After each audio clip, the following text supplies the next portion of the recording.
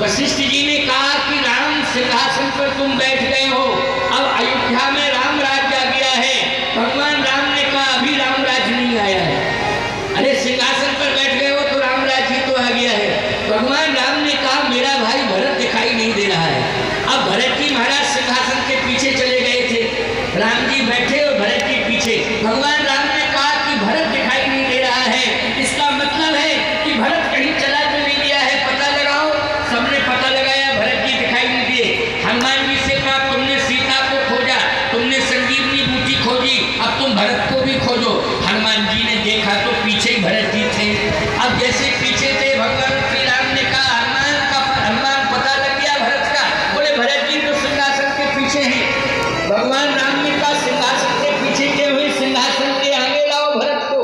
भरत पीछे क्यों खड़े हैं? भरत जी महाराज आना नहीं चाहते हैं। भगवान ने कहा क्यों नहीं आ रहे?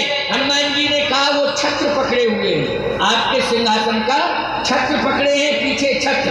भगवान राम ने कहा इसका मतलब यह है अयोध्या वासियों और दुनिया के निवासियों, आज राम राज्य हो रहा है, भरत की छत्र छाया में हो रहा है।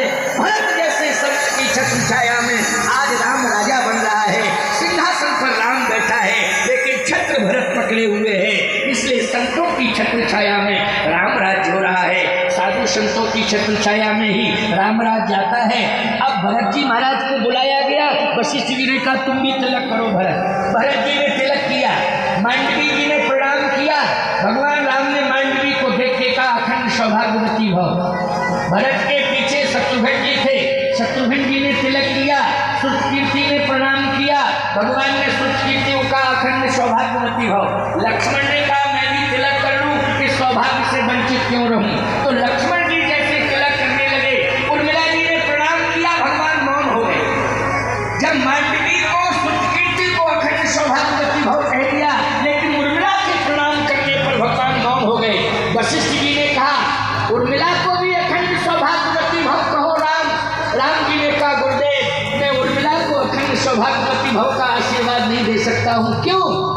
भगवान राम ने कहा इसलिए कि उर्मिला के सुहाग को राम ने नहीं बचाया है, उर्मिला के सुहाग को तो हनुमान ने बचाया है। ये अधिकार हनुमान के पास है, ये अधिकार राम के पास नहीं है। रात भर राम रोया, अगर हनुमान समय से बूटी नहीं लाते तो लक्ष्मण के प्राण नहीं बचते। हनुमान जी महाराज के बारे में भगवान ने जैसे कहा, हनुमान जी दौड़ पड़े, प्रभु ऐसा मत कहो, ऐसा मत कहो, उर्मिला जी का बहुत बड़ा त्याग है, मैंने स्वयं देखा, एक पैर के बल खड़े होकर के तपस्या की है, उर्मिला के त्याग ने ही लक्ष्मण के प्राणों को बचाया है।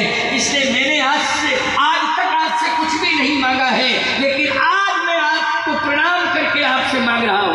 भगवान ने कहा जो मांगोगे हनुमान वही मिलेगा तुम्हें, मांगो मांगो। क्या राज्य मांगा हनुमान जी ने? नहीं। संपत्ति मांगी? नहीं। कोई पद मांगा? नहीं। हनुमान जी ने कहा यदि मैंने सच्चे मन से आपकी भक्ति की हो तो आप मैं प्रार्थना कर रहा हूँ कि उर्मिला ने तपस्या बहुत बड़ी की है, उर्मिला के तप से ही लक्ष्मण के प्राण बचे हैं। उर्मिला जी को हनुमान की तरफ से आप अखंड सौभाग्यवती भव का आशीर्वाद दे दीजिए, बस मैं यही चाहता हूँ। भगवान ने कहा हनुमान कह रहा है आज मैं उर्मिला को आशीर्वाद दे रहा हूँ, उर्मिले अखंड सौभाग्यवती भव। उर्मिला जी को आशीर्वाद दिया, कितना शोक छाया था वो सारा शोक अयोध्या से दूर हो गया। गोस्वामी जी को लिखना पड़ा राम राज राम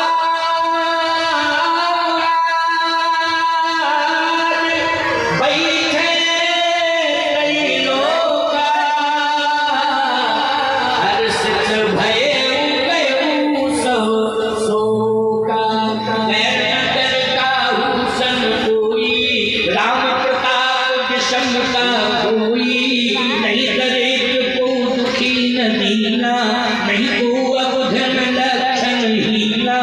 सब सुंदर सब विरुद्ध शरीरा, अल्प मृत्यु नहीं गगन पीरा। दैहिक दैविक भौतिकता,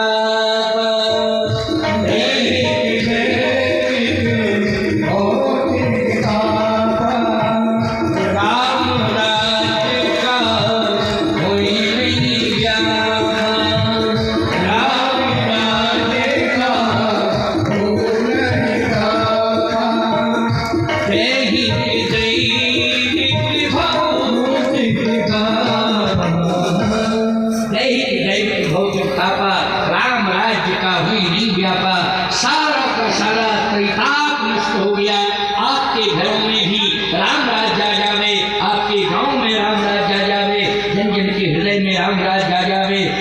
दैविक भौतिक तीनों ताप आपसे दूर हो जाएं, भगवान की भक्ति आपको प्राप्त हो, यही मेरी शुभकामना है।